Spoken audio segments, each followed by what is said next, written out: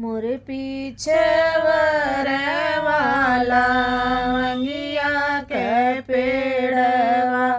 लवंगा चुआई आधी रात जी लवंगा भी नहीं गए मोरे प्रभु गईले लोहवा लगाए छठी मास जी लवंगा भी नहीं सासू मोरे प्रभु गईले उहवा लगाए छठी मास जी हथवा में लैला सहू तेलवा फूले लवा उड़ लहरिया के पान जी पूछते पूछते बहू चली जाऊँ जातो जहाँ बसे कांता तो हार जी पूछते पूछत बहू चली तो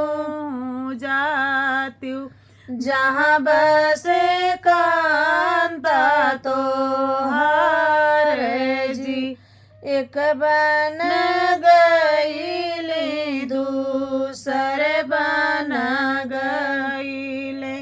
तीसरे में माली फूलवार जी एक बन गईले दूसरे बन गईले तीसरे में मालिनी फूलवारी जी राजा जे सोई मालिनी के कोरवा मालिनी झलही बयार जी राजा जे सोई मालिनी कोरवा मालिनी झलही बयार जी कहत मोरे प्रभु बेनिया डोलाई कह दबाई सिर तेल जी कहत मोरे प्रभु बेनिया डोलेटी कहलवटी घर जाऊँ जी कहत मोरे प्रभु भुइया में लेटी कहलवटी घर जाऊँ जी काहे के मोरी धना बेनिया डोलाइबू काहे लगाइबू सिर तेल जी काहे का मोरी धना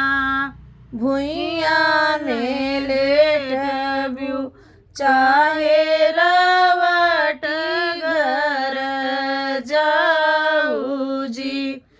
काहे का मोरी धना भुइया में लेटबू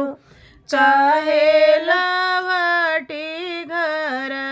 जाऊ जी ऊंचवाई नीचवा की जाऊ मोरी धाना नीच उपरा पर गजिनी देऊ जी नीचवाई नीचवा की जाऊ मोरी धाना ऊंचवा पर गजिनी देऊ जी परए पुरुषवा से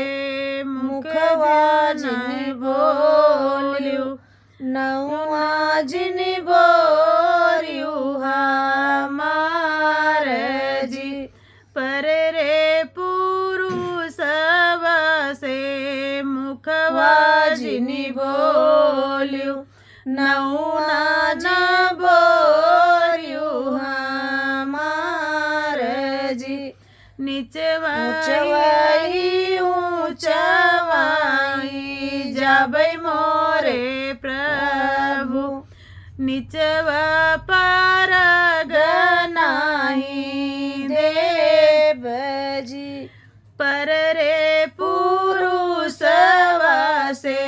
હસી હસી બોલ ભાઈ નવ ના જે ભોર ભાઈ તો હારજી પર રે પુરુષ વાસે હસી હસી બોલ ભાઈ નવ ના જે ભોર ભાઈ તો હારજી